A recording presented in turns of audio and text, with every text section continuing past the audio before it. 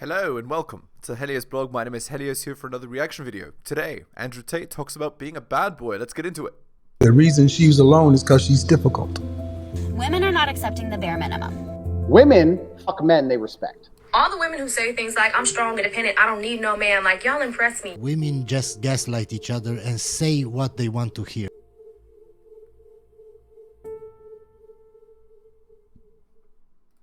So you say women aren't money motivated. What is their motive? What would motivate them? Women are absolutely and utterly motivated by fun and attention. Those two things. If a woman has a lot of attention and a lot of fun in her life, she's uninterested in anything else. So when I say women aren't money motivated, what I mean is they don't want to make their own money. And I know this from experience. If I had a girl who would sit down and make, let's say, $1,000 in 2 hours, I'd sit and think, okay, you can make $10,000 a week. She'd think, I only have to work 2 hours and have the rest of the week off. They have a completely different attitude towards being rich. They want a rich man because they want fun, but they don't want to have their own money or pay for things. They don't care. They just want fun to be facilitated. That's exactly right. It's not so much because it's not so much about the real world and like objects like it is for men. It's more about emotions and feelings, right? So that's logical. They're uninterested in the cost of anything. Yeah, I've done this many times with very many beautiful girls. I've been on boats in Dubai with supermodels. I've had girls in my Lamborghini. I've done because I've got a bit of money, and I've said to them, "How much do you think this costs?" They don't even know. They don't even know how much a Lambo costs. They don't know how much a boat costs. They don't know how much the dinner is. They don't know that the table in the club is $5,000. They have no concept of money in the way a man has concept of money because it's just provided for them at the top. If they're top level, they have no idea what money even is. So you're saying that, women who are going after guys with money, they're not really going after the money. You're saying they're going after the fun. Yeah, that's accurate. It's the adage that applies here is women don't marry a man, they marry a lifestyle, right? So, and depending on what and your love based on your ability to provide, right? What you give is your value, right? It's not about who you are as a person. It's not about how nice you are. It's not about your morals or your values or your ethics. No. What it's about is what do you bring to the table ultimately. So again, and relationships are a trade. So the trade is you give the lifestyle, she gives the bedroom fun and the femininity, right? Relationships are a trade. Absolutely. They're not going after the cash. They're going after what the money provides. Right. So they're going after a guy who has the ability to take a time off work to go skiing. They're going after a guy who has the ability to fix their problems if they have a problem. They're going after a guy who has status or is high power or someone that makes them feel important standing next to.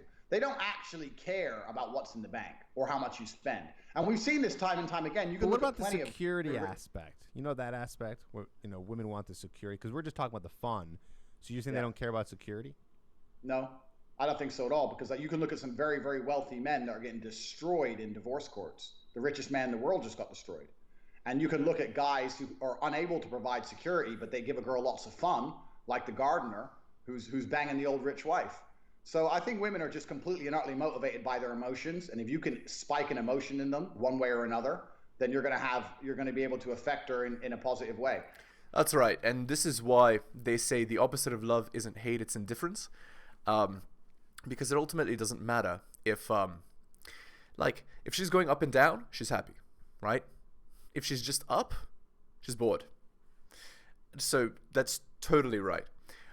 Something else. Let's do some shilling here.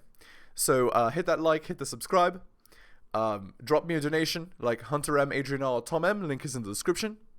You just click on that little triangle under the video there. Like right under the video, there's a little triangle, and that's the description box there. You could also buy my books. It's at bit.ly/heliosbooks. And I also have a Patreon. Go to my Patreon and subscribe. Patreon.com/theheliosblog. All right, let's continue. I think I've said this time and time again, even if a woman hates you, you're in a better position than if she's apathetic towards you. Women Absolutely. are generally apathetic towards men. They ignore Absolutely. men. They don't answer their messages. They don't care about anything. If you can get any emotion out of a girl, even if it's hate, you're going to be all right. Like, I have plenty of girls I sleep with who I'm sure hate me. But, So you're saying they'll pay more attention to when you can bring out more of a More of an intense emotion. Absolutely. It doesn't matter what the emotion is. Exactly. As long You as bring it's out not an bored. intense- As long as it's not lack of emotion, which is what would be like That's boring. right. Yeah, and as you know, our brains, they are made to adapt to change. So if you have the same thing for a long period of time, the same emotion, then it's as though there is none, which is why the guys that like all they work to do is to please women, those guys, they're boring, and because they're boring, they get nothing, right? The reason that they get nothing is because they're not fun, interesting, exciting, and different. All they are is a bore. They're the same thing. It's not a cycle of emotions. It's like a horizontal line as opposed to like a sine wave. For those of you who do math. You can do anything you want to a woman except bore her. Literally. And this is absolutely a fact of life. You look at these girls who stay in these abusive relationships. I'm not going to say anything crazy, but it's true. Why do they stay so long? Because I don't buy that. I was forced to stay for 10 years. You were at the grocery store every day. You could have called the police anytime. Why did you stay for 10 years? Well, maybe it's sick. Maybe there's something wrong with you and there's something wrong with him.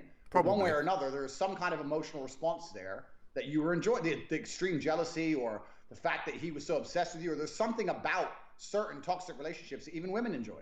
This is the reality of nature, of human nature. And if you can provoke an emotion in a female, no matter what it is, and I'm not saying it's easy to do, but if you can provoke an emotion, you're always going to be better than if she's bored or you provoke no emotion. That's when she's going to absolutely and utterly disappear. What would you say for a guy who doesn't have money to do fun, crazy, wild things? You don't need money. You don't need money. The idea that you need money is a complete fallacy. I'll tell That's you this right. now because I got rich relatively quickly. I was completely broke, and then I became a world champion fighter, and then I had this cam business. So I literally, in the space of 4 years, I went from earning a couple grand a month to hundreds of thousands a month. So I got rich very fast, and I can tell you that it makes pretty much no difference. Yes. In fact, if you make too much money, it can be detrimental because then you have the problem where you're sitting there on dates with girls and they're like, there's no way this guy would ever want to be a boyfriend to me. He just wants to use me. He has a Lambo. He has this girl. He's here. He's there. So it can be detrimental. You don't need money. You need the ability to provoke emotion. Right. So what you need ultimately is relationship management, which is the ability to keep your boundaries in your frame because she's going to push on it. And you need the ability to create fun. And how do you create fun? Well, you do different stuff, right? You do different things. You're good at bedroom fun. You're good at planning like different dates in different places and just doing different activities, right? Effectively, right? Also, if you're an interesting conversationalist, that also provokes emotion, right? And if you're, good in an argument or don't back down an argument, that also provokes. There's many roads to Rome, right? So that's what I'm trying to say. You and also being like cocky and funny, for example, that also provokes emotion. Having a high end count in the past provokes emotion because just constantly thinking, well, is he gonna be with me or is he gonna be with someone else, and so on. Now, if you have money in the bank, that's a bit easier. It's a bit easier to provoke emotion if you can say, let's go Disneyland tomorrow. But it's not about the money. It's not. It's about the spontaneity. It's about for provoking the emotion. This is why girls like funny guys, because it makes them laugh. It's provoking an emotion out of them. This is all it really is. I mean, cash makes that a bit easier, but I don't think women in the Western world anyway, in Eastern Europe is a bit different, but in the Western world, I don't think women really often in the club when they're about to bang a guy give a shit if he can provide security for their kids. I really don't think it crosses their mind whatsoever. No. I mean, it really doesn't. The only time that women are looking for safety and security is when they're 35 plus, right? But when they're at their absolute prime of fertility, they don't care about that. When they're 18 to 23, absolutely true, and that's when men find women the most attractive. So it's good advice. I don't think maybe not in that case, but what about for the long term? What about the girls who are on dating apps who are looking for their man, who are on the they're looking for the short term and all that stuff. Yeah, most girls on dating apps are looking for the top 4.5% of men in terms of looks. So they're not looking for long-term stability or security, even though they say they are. That's not actually what they're looking for. So there you go. For looking for a relationship. How does that work in that sense? Yeah, there's this in the red pill Twitter. There's this view of women that they're ultra hypergamous and that they're going to chase the best they can get, et cetera, et cetera.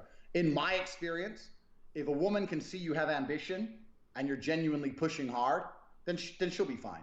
Now, what a woman doesn't want is a guy who's in X place and isn't trying to get anywhere else. True. But when I was a struggling fighter and I couldn't pay the rent, I was banging girls left, right, and center, and they were loving me and they were loyal to me. Because why? I think it's just because they could see I had drive and they saw I was a safe bet and I was going to get somewhere and they respected me. True. This is the basic dynamic of male females. If a woman respects you, she wants to have sex with you. Yeah, that's right. She doesn't have to like you. She has to respect you. That's the bottom line. She doesn't have to enjoy the emotion. She just has to have it. It's totally counterintuitive because men aren't like that, right? Men want a calm, gentle pond, a pleasant experience, right? But that's not what women want. It's totally different. So that's why you have such different experiences, right? And it's why it takes so much learning to understand women, because they're just not like men at all. Okay, let me read this chapter for you from Rollo Tomasi's book, The Rational Male. It's called Dream Killers. Okay. Women should only ever be a complement to a man's life, never the focus of it.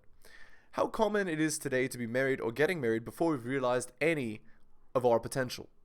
For all the articles I read moaning and groaning about what a listless generation of kid-old males we've inherited, that's far removed from the reality of the young men I do consults with.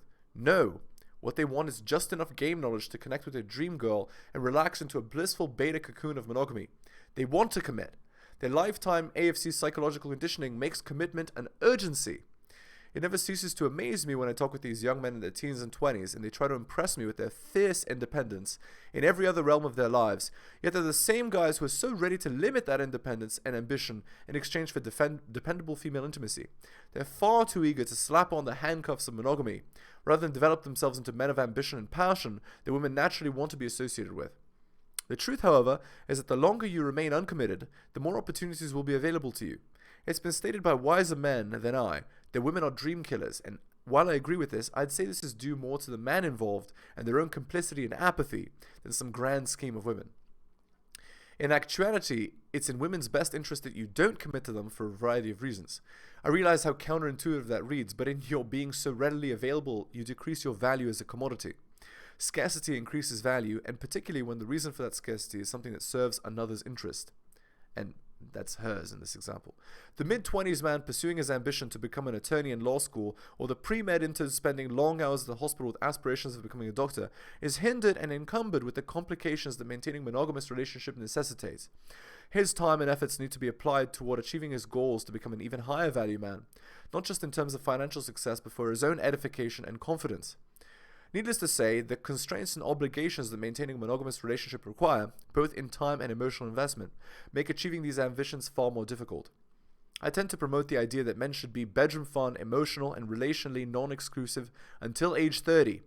But this is a minimal suggestion. I think 35 may even serve better for men. The importance being that as a man ages and matures in his career, his ambitions and passions, his personality, his ability to better judge character, his overall understanding of behavior and motivations, he becomes more valuable to the most desirable women and therefore enjoys better opportunity in this respect. Women's bedroom fun value decreases as they age, and it's at this point the balance tips into the maturing man's favor. It's the men who realize this early and understand that bettering themselves in the now will pay off better in the future while still enjoying and learning from the opportunities that come from being non-exclusive and non-committal. In your mid-20s, you're at the apex of your potential with regards to the direction that'll influence your life. I'm not going to make any friends by pointing this out, but what pisses off most serial monogamists is the unspoken regret of having assumed the responsibilities, liabilities, and accountability of what monogamy demands before they truly understood, much less realized their personal potential. If you're single at 35 with a moderate amount of personal success, you're the envy of mandom because you possess two of the most valuable resources most men your age or older statistically do not have: time and the ability to maneuver. I envy you. You're unshackled by responsibilities, liabilities, and accountabilities that most men your age in marriages, long-term relationships with children, or recovering from divorce must contend with daily. Without any intention, you're in such a position that you can go in any direction of your choosing without considering the impact of your choice for anyone but yourself. Many other men in the most ideal of long-term relationships do not have this luxury. When you think of all the responsibilities that are required of most men in modern life today, You have won the lottery. I was once asked what I'd buy if money were no object, to which I answered time. Power isn't financial resources, status, or influence over others. Power is the degree over which you control your own life. And right now, if I've just described you, you are powerful. Trust me, this is as good as it gets, and this is all made better because you're old enough to understand and appreciate what is really at work here. Women are damaged goods for you now? So what? You have the freedom to sample as indiscriminately or as particularly as you choose. Can't find a good long-term relationship? Why would you want to? Let her find you.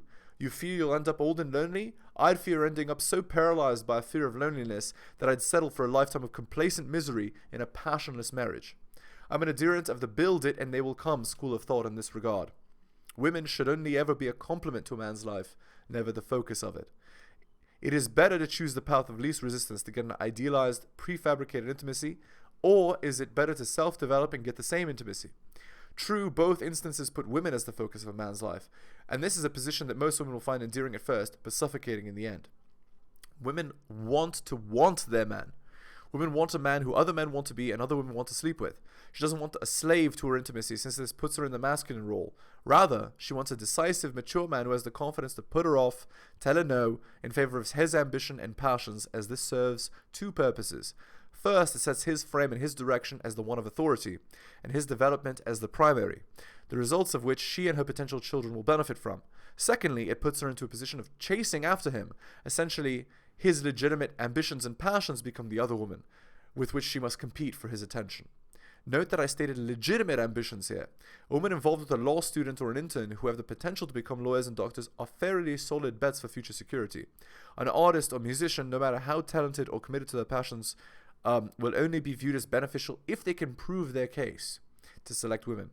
However, this can be offset by single-minded determination, once again, with select women with the capacity to appreciate this drive. That said, think about the fellow who's chosen to be a plumber or mechanic as his calling. The best plumber in the world is only going so far unless he has dreams to own his own business. All of this is limited by a man's attitude towards the opposite gender. Women are dream killers, not because they have an agenda to be so, but because men will all too willingly sacrifice their ambitions for a steady supply of bedroom fun and the responsibilities that women attach to this. So yes, it is better to develop yourself rather than take the path of least resistance. That's not to say don't sarge until you're out of college in your 30s and have your career in order. It is to say don't consider monogamy until you're mature enough to understand its limiting effects and you've achieved a degree of success to your own satisfaction according to your ambitions and passions. It's also to say that women should complement and support your plans for your own life. Our great danger in this life is not that we aim too high and fail, but that we aim too low and succeed. All right, let's go back to this video. It doesn't matter if a woman likes you.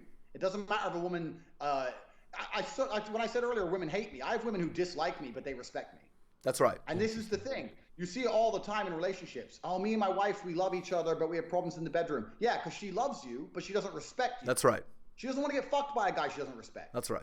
So how can you provoke respect from a woman? Well, money is one way of doing it because money provokes respect from the world. Yeah, that's right. Because men are respected by other men based on the tier in the value hierarchy, right? So what you provide determines your place, right? What value you can give, and money is a reflection of that. But what's more is this: men determine who is a high status man. You see, so that's why that is a thing. Now, in a marriage, how do you get respect? Well, how you get a respect is having yourself is your mental point of origin. So what I mean is you are the priority. You are the absolute monarch. You are the boss and you are the decision maker. If you're not happy with how things are going, you state it, you fix it, you work on it, you focus on it, you struggle and fight for it. It's for you, right? So every day when you wake up, you think, what is the best move for me? That is how you get respect. And let's say you're in a, bedroom funless marriage. You just take a step back. Say, okay, I understand. I'm in a bedroom funless marriage. Now I'm going to raise my value. And I'm not raising it for her. I'm raising it in general because I want to be a superior man. So you start to work out. You change your attitude. You start to talk, to people more confidently. even other girls. You start some new activity that makes you more attractive. Let's say a combat sport, or rugby or something. Do you see what I'm saying? You start to develop parts of yourself. You start to bring value to the world because you're interested in your own self-improvement.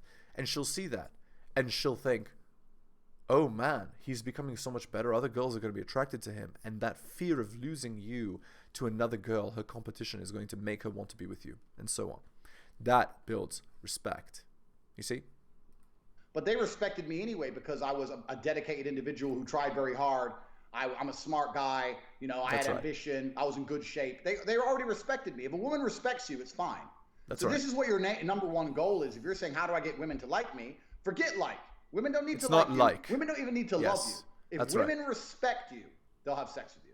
That is the basic underlying. So how do we provoke? Actually, here's what I would say. I would say love is respect. If she's not showing you respect, she's not showing you love. She can pay lip service to this love word all she wants. Only true respect and admiration is a genuine indicator of love from a woman's side towards a man, I would say. Provoke respect then. How does one do that? Okay. The guy watching right now is like, love it. Good advice. Now how do I do that? Okay, so it's pretty much exactly the same. Well, I wonder if it's like a matter of, it's interesting sometimes. It's like, is it something you do, or is it actually something you don't do? You know what I'm saying? Both. Yeah. Like, if you're very needy with the girl, it's not about necessarily doing something. It's kind of like you don't do a set of things, right? It's like you don't do a set of things, and then they can respect you through that. But I'm sure it's a combination of both. It's a combination, yeah. So for the don't do's, what you can't do is devalue yourself or your attention in any way. Right. What happens now in the modern world, and I can tell you a million stories from webcam about this, but this is the basic dynamic, is that men's attention no longer has value. In the 1950s and 60s, if a girl got the attention of a good-looking guy, it meant something. Because how many times can she get the attention of a good-looking guy? She walks down the street, whatever. In the world of Instagram and Facebook and social media, it's that every a girl's day. Getting blown up. So what does your attention have? Your attention has no value. So the way you give it value is, one, becoming a higher value man. But another way you have to make sure your attention has value is you don't throw it away. This is what I see all the time. I get message after message from guy in the friend zone. I'm like, what? The friend zone is basically, I'm giving away all my attention without getting any sex in return. Yeah, that's right. Basically, the friend zone is you as a man are giving all of the things that a girl wants from a long-term relationship without getting what you want out of a long-term relationship, which is regular access to bedroom fun, right? So it's not a trade. You're basically the equivalent of a friends with benefits, but for attention and resources, right? It's literally so when a girl is a guy's friends with benefits, she is giving the man everything that he wants from a long-term relationship, which is regular access to bedroom fun, but getting none of the relationship benefits in return, right? And a friend zone guy is literally the opposite, right? It's exactly being effectively a friends with benefits for attention and resources. And that makes a guy's value worthless. Because this is the basic dynamic. The basic dynamic is men give attention to get sex, and women give sex to continue to get your attention. That's right. This is the basic, this is how it should be. The women sleep with me, otherwise I won't talk to them anymore. And I talk to the women so they'll sleep with me. This is very basic if you break it down. So if you're throwing all your attention away without getting sex in return, what value does your attention have? Yeah, it's again, relationships are a trade because all relationships are transactional. So, and your relationships with everyone is transactional, right? Including with yourself, right? You get out of your relationship with yourself what you put in. So it's logical. All right, let's go to this Reddit post. It's on relationship advice, posted 7 hours ago. The girl's 37 and she's afraid it's time to end things with her fiance, who's 37 also. A week before we're set to get married. Advice needed. Okay. I need some advice, though I think I know the answer. I have been with my fiance, so both are 37, and the girl is the one who's the poster here, for 5 years. Engaged for about 1.5 years. I have 2 boys, 9 and 12, from a previous marriage. Well, there's your problem right there. My fiance has been known to have issues with illicit substances, but has honestly been keeping it under control for the past 3 years. Today we were celebrating it being a week until our wedding with a few drinks with our close friends, something we've done without incident many, many times. Today something snapped at him and he completely lost his mind. It started when he tried to drive and I told him it was not a good idea. After that it was name calling, saying extremely hurtful things, and eventually me leaving to a friend's to get away from an extremely heated situation that was going nowhere fast. He hit the window of my car door and screamed that if I left we were over. Of course I left anyway, because who would stay over that? I came back hours later and of course he comes rolling in not too long after. When I walk into our room I discover he's trashed pretty much all of my skincare, hair care, perfumes, pretty much anything that I use every day, and it's broken everywhere. These weren't cheap items either. When he walks in behind me, he starts yelling because he says he couldn't find his watch because of all my stuff, starts throwing it around again, and I walk over to show him it's been sitting where I told him it was earlier all along. He proceeds to pick everything up, throwing it onto the countertop, claiming to be cleaning. All the while saying, "We're done, I told you not to leave." I asked him what he thought it would have happened if I'd stayed. He then threw everything back off the counter, this time ensuring it was all broken all over the floor. At this point it's getting late, and even though he's telling me to leave, I grab my pillow and blanket and head to the living room. He locks the bedroom door and then a few minutes later comes out into the living room and passes out in the recliner without saying a word. I'm completely beside myself. So much money has gone into this wedding and all of our friends and family have paid so much and invested so much time and their own money to be there. This isn't my fiance. He's never broken or damaged anything before.